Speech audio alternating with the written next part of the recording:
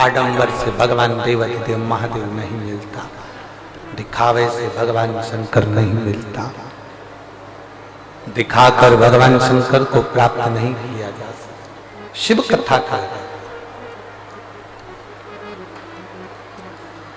जब जीवन का एक तत्व, एक लक्ष्य बनाना, एक लक्ष्य, शंकर भगवान को अपना पिता मानकर तुम दिल से जो कहोगे वो सुनेगा, दिल से जो कहो। शिव कथा कर, भगवान शंकर का संवाद कर, शिव महापुराण की कथा कर। माता पार्वती जी विवाह कर कर भगवान शंकर के साथ में कैलाश धाम पर आकर विराजमान हो गए। पार्वती जी ने भगवान देवाधिदेव महादेव से कई प्रश्न किए, कई प्रश्न, कोई प्रश्न में कमती नहीं रखी माता पार्वती। आप सभी के स्मरण में होगा कि माता पार्वती जी ने भगवान देवाधिदेव महादेव से जब अपने मन की बात का एक भाव प्रकट किया, संतान प्राप्ति के लिए कुछ सुख का अनुभव कराने का भाव किया, और एक बात अपने भीतर उतारी है, जैसे एक संतान हो जाती है, मान लो एक बच्चा हो गया, एक संतान हो गई, और एक संतान होने के बाद में दूसरी संतान हो ही नहीं रही। किसी को 10 साल हो गए, किसी को 8 साल हो गए, किसी को 5 साल हो गए, किसी को 6 साल हो गए, किसी को 9 साल हो गए, किसी को 12 साल हो गए, दूसरी संतान हो ही नहीं रही। आपने डॉक्टरों को भी दिखाया, इलाज भी करवाया, फिर भी संतान का सुख नहीं है। तो शिव महापुराण में बेलपत्र के वृक्ष का बड़ा सुंदर भाव कहा, जिसको संतान का सुख नहीं है उसको सफेद आंकड़े की जड़ का प्रयोग करना चाहिए, और जिसके घर में एक संतान हो चुकी है और दूसरी संतान नहीं हो रही है, 8 साल 10 साल 15 साल 20 साल 22 साल हो गए, और दूसरी संतान का अगर सुख नहीं है, तो उसके लिए बेलपत्री के वृक्ष के नीचे का एक भाव बड़ा सुंदर कहा गया। किसी भी सोमवार से आप ये प्रयोग करना प्रारंभ कर सकते। 11 रुद्र होते हैं, 11 रुद्र होते हैं। एक सोमवार को बेलपत्री के वृक्ष के नीचे जाइए और बेलपत्र के वृक्ष के नीचे जाकर एक एक रुद्र का स्मरण करें। करना क्या है, बेलपत्री के वृक्ष के नीचे जब आप जाएं तो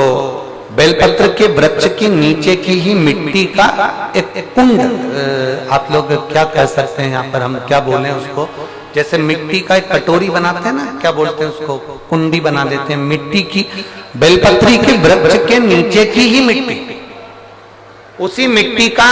एक छोटा सा एक कुंडा बना दो उसको मिट्टी का। जितने लोग आस्था चैनल पर सुन रहे हैं, जितने लोग फेसबुक यूट्यूब पर श्रवण कर रहे हैं, बड़े ध्यान से सुनिएगा, सावधान। मिट्टी की कुंडी बनाई, उस कुंडी में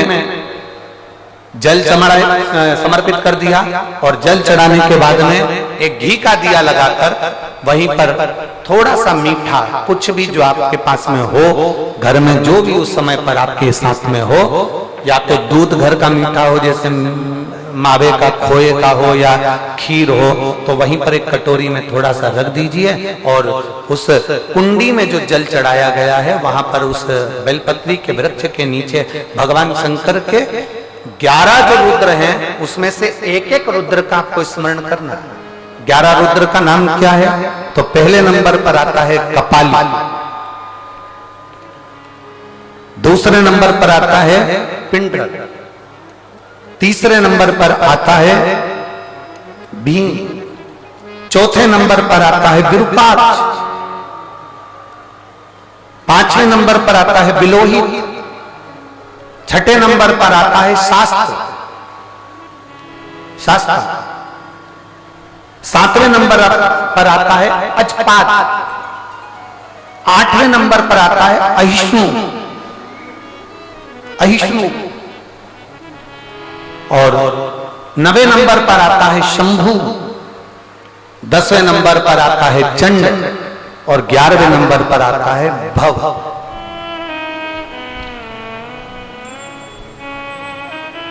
अगर अभी आप लोग नहीं लिख पाए हैं तो बाद में मोबाइल पर से कथा को पीछे खींचना, फिर उसमें से धीरे धीरे इसको लिखना। एक रुद्र के नाम से एक कुंड का निर्माण करा, पूजन करी, घी का दिया लगाया, वहां जो मीठा रखा है उसको लिया, कुंड में से थोड़ा सा जल लिया, बेलपत्री के पेड़ के नीचे आचमन किया, जो मीठा रखा है वो ले जाकर रात्रि के समय पर सोने से पहले पति पत्नी उसको पाएं और साथ रहें। एक सोमवार को ये प्रयोग करना है, फिर दूसरे सोमवार को दूसरे जो एकादश जो 11 रुद्रों का जो वर्णन किया गया है, एक एक रुद्र का नाम लेकर एक बार कुंड का निर्माण करना है। दूसरे सोमवार को जैसे एक बार आपने अगर कपाली नाम से पूजन करी, दूसरे नंबर पर पिंडरल नाम से पूजन करी, तीसरे नाम पर भीम नाम से, फिर आप विरूपाक्ष नाम से, ऐसे एक एक सोमवार करना है, 11 सोमवार। और 11 सोमवार जैसे तुम्हारे पूर्ण होंगे, भले 10 साल हो गए हों चाहे 15 साल हो गए हों, गर्भ जरूर फेरेगा और संतान की प्राप्ति जरूर। किसी किसी के यहां पर 11 रुद्र भी पूरे नहीं हो पाते हैं और गर्भ ठेर जाता है। लगभग 4-5 रुद्र पूरे होते हैं और गर्भ ठेर जाता है। तो आप जो 11 रुद्र हैं इनका स्मरण कर कर भी भगवान शंकर से प्रार्थना कर सकते हैं।